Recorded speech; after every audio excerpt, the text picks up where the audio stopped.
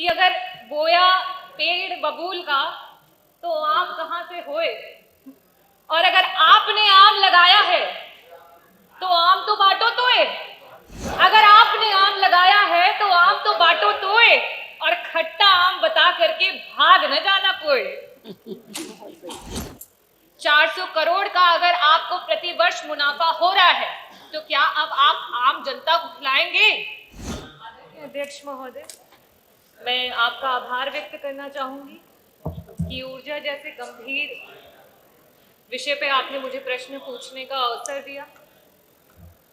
बिजली एक ऐसी चीज है, चाहे वो एक गरीब की झोपड़ी हो, चाहे अमीर का महल, यहाँ तक कि रामलला के मंदिर में भी अध्यक्ष जी, मैंने एक आर्टिकल पढ़ा जिसमें लिखा हुआ है कि बिजली विभाग के द्वारा 4000 किलोवाट तक की जरूरत है, और अभी फिलहाल में वहाँ पे 1600 किलोवाट तक की जो है मंदिर को भव्य बनाने के लिए आपके द्वारा सुचारू रूप से दिया जा रहा है।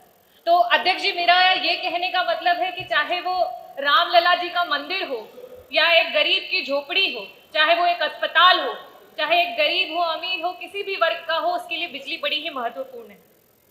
अध्यक्ष जी, जब भी जनता के महत्वपूर्ण मुद्दों पे सवाल होते हैं तो बार बार आम और बबूल की बात आ जाती। तो मैं मंत्री जी का समय न नष्ट हो और साथ ही साथ सदन का भी महत्वपूर्ण समय न नष्ट हो, तो मैं ये कहना चाहूंगी कि अगर बोया पेड़ बबूल का तो आम कहाँ से होए, और अगर आपने आम लगाया है तो आम तो बांटो तोए। अगर आपने आम लगाया है तो आम तो बांटो तोए, और खट्टा आम बता करके भाग न जाना कोई।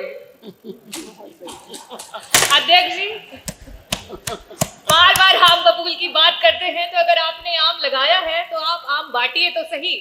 और साथ ही साथ बिजली विभाग की कुछ परियोजनाओं की बात करूंगी, जो कि अभी मैंने देखा और अभी मंत्री जी कह भी रहे थे कि आपने थर्मल प्लांट्स और हाइड्रो प्लांट्स की बात की।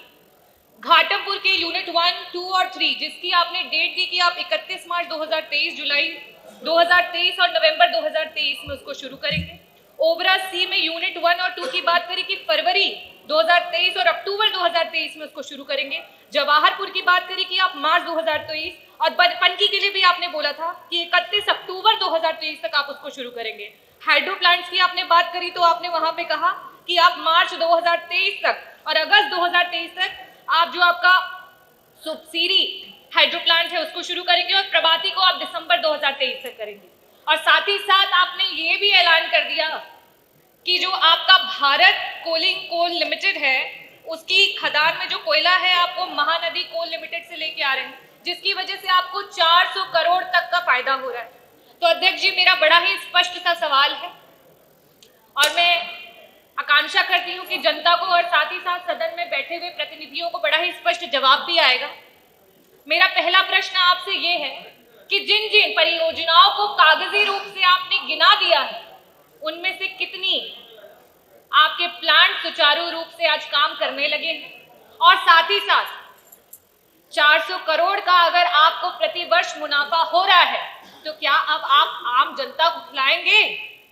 और जिस तरीके से चाहे वो दिल्ली की सरकार हो या राजस्थान की सरकार हो, उन्होंने 200 यूनिट बिजली मुफ्त की पूरी जनता की, 100 यूनिट पहला जो उनके उपभोक्ता के होते हैं उनकी बिजली को माफ किया, तो क्या आप भी उत्तर प्रदेश की जनता को मुफ्त 300 यूनिट बिजली देने के लिए तैयार हो चुके हैं?